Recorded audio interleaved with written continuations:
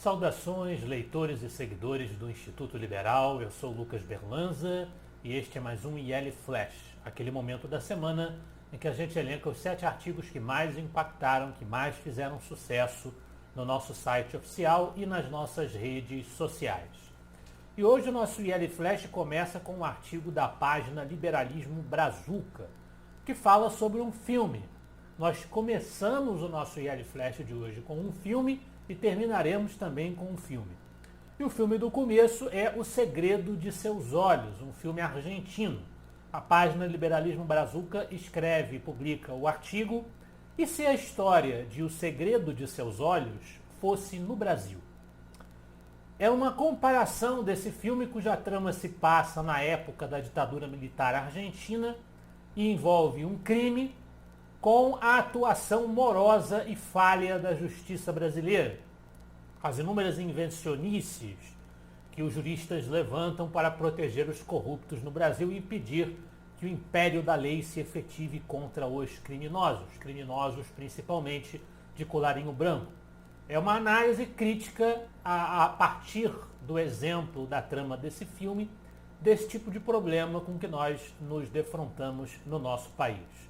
Esse problema dos privilégios e dos recursos infindos que os poderosos utilizam para escapar das garras da justiça. Mudando da água para o vinho, nós vamos para um personagem histórico. Nós temos mais um episódio da série Heróis da Liberdade, das citações de grandes personalidades de importância para a história do liberalismo, do pensamento liberal, do nosso colunista João Luiz Mauad. E o personagem da vez é o filósofo Immanuel Kant. Immanuel Kant, prussiano.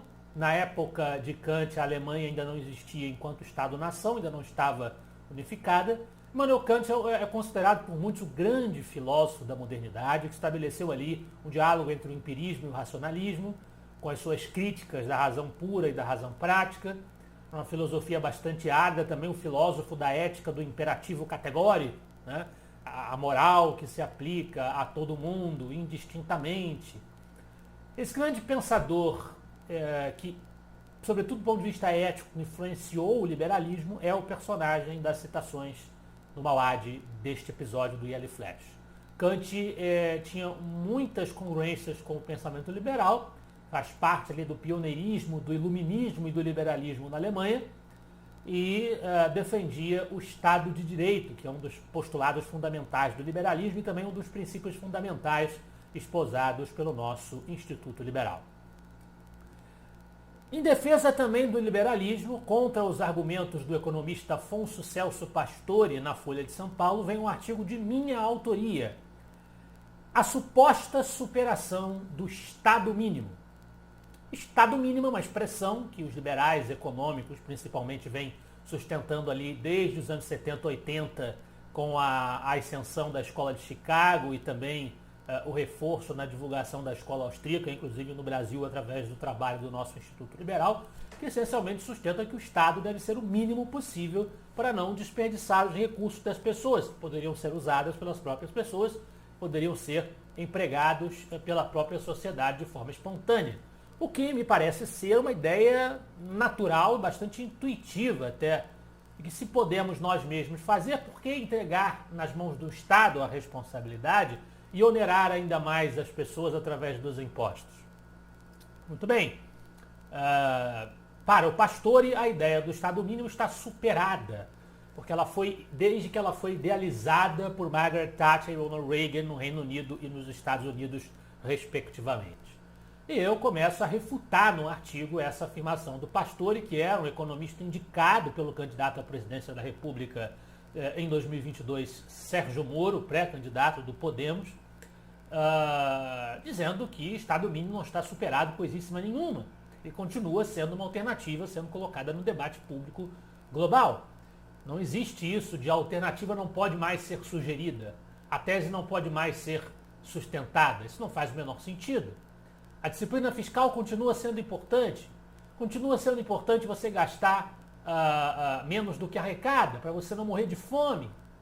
Então esses princípios mínimos de responsabilidade fiscal, de cautela fiscal e de você não desperdiçar os recursos dos outros, e de você não dar à máquina do Estado mais atribuições do que ela consegue fazer com competência, ou com o mínimo de competência possível, eles permanecem atuais. E Margaret Thatcher e Ronald Reagan não idealizaram nada, ao contrário do que proclama o economista Afonso Pastore. Eles se fundamentaram nas teorias desses economistas de Chicago e da escola austríaca, a quem mencionei há pouco. Então é para defender o ponto de vista liberal da defesa de um Estado mínimo, o que quer que signifique o mínimo possível, o mínimo necessário para o Estado realizar, porque os liberais divergem sobre isso. Mas a defesa de que este seja o norte ideológico, o norte principiológico, reduzir o Estado ao mínimo possível, sem prejuízo das suas funções essenciais, contra o comentário do Pastore, é que se estrutura o meu artigo que está no IL Flash de hoje. Também sobre liberalismo, mas sobre características de um outro país em que nós nos deveríamos inspirar, nós temos um artigo do Odair Detters, 16 fatos sobre a Suíça que o Brasil precisa conhecer. Ele mostra uma série de características do comportamento dos políticos na Suíça, como é que são a dinâmica dos impostos, como é que é a estrutura do Estado na Suíça. Ele elenca de forma didática e objetiva uma série de características que ele considera positivas de um ponto de vista liberal que o Brasil poderia aprender com a Suíça. O que se faz de errado no exterior também é tema do IL Flash de hoje, num artigo da Liberalismo Brazuca, novamente, o que você precisa saber sobre a pobreza na África, segundo a economista Dambisa Moyo. A Dambisa Moyo é uma economista laureada da África que escreveu sobre as ajudas externas aos países africanos, mas ao contrário do que se poderia esperar, ela escreveu com um tom bastante crítico e duro. Para ela, nenhuma nação pode progredir ou fazer a sua economia efetivamente crescer usando apenas subsídios externos, sem empreendedorismo, sem desenvolvimento de empresas privadas. Nem toda ajuda é boa, diz a Dambisa Moyo, existe ajuda que mata. Sem estruturas econômicas, sem educação, sem treinamento, sem emprego, sem fomentar o desenvolvimento da própria atividade econômica nacional nos países africanos, as esmolas que os países estrangeiros dão, que nós estamos sempre dizendo, a fome na África, ninguém se sensibiliza, as pessoas não ajudam, os ricos não ajudam, os países não ajudam. Ao contrário, ajuda-se muito, mas não funciona. Não funciona por quê? Porque o foco da abordagem está equivocado, na visão da Dambisa Moyo, é algo meramente paliativo, você não ensina as pessoas a pescar, não dá a rede para que elas possam pescar, é o que sustenta a Dambisa Moyo. E ainda tem o problema das ditaduras daqueles países. Os seus regimes são ditaduras, algumas delas francamente ditaduras socialistas, que recebem o dinheiro e evidentemente ele fica apenas para o uso dos estamentos superiores da sociedade, os poderosos da ditadura. Um caso também de defesa da liberdade do ponto de vista do Roberto Rachevski, Djokovic e a questão da liberdade. O tenista Djokovic, que foi preso, foi punido por não ter se vacinado contra o coronavírus diante de uma recomendação médica por ter sido contaminado com Covid há pouco tempo, estava lá participando do torneio na Austrália. E o Rachevski defende o tenista contra a medida tomada pelo Estado australiano em relação a ele. Mas o foco do artigo, de maneira mais genérica, é defender o direito do indivíduo, uma vez que assim o perceba, de se insurgir contra leis draconianas. O Rachevski tem a visão de que o indivíduo agredido por leis draconianas, mesmo que elas estejam previstas no ordenamento jurídico de um país, ele deve se insurgir contra essas leis draconianas. E aí, como nós prometemos, começamos o IL Flash com um filme e terminamos com outro. Não olhe para cima, encare-os de volta. É um artigo do Tiago de Lima, major do Exército, que volta a contribuir com o nosso site do Instituto Liberal e volta a contribuir chegando à liderança do IL Flash, do segundo IL Flash de 2022. No artigo ele ressalta algumas mensagens passadas pelo filme Não Olhe Para Cima, o filme que estreou na Netflix com o protagonismo de Leonardo DiCaprio e Jennifer Lawrence, também com a presença da Meryl Streep, representando a presidente dos Estados Unidos no filme. Ele mostra que o filme, que despertou reações diversificadas, tem coisas boas e coisas ruins. O lado mal é que o filme exagera na defesa do ambientalismo, a pauta ambientalista muitas vezes passando por cima do capitalismo. Ele também não demonstra muita simpatia pela economia de mercado, pelas empresas, pelo capitalismo não. O empresário do filme é um vilão do filme.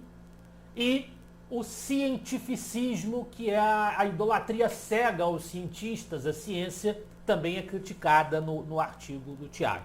Mas ele elogia no filme a crítica ao poder. Ele mostra que os governantes são capazes de tudo para se manterem no poder, mesmo desdizer o que estavam dizendo pouco tempo antes.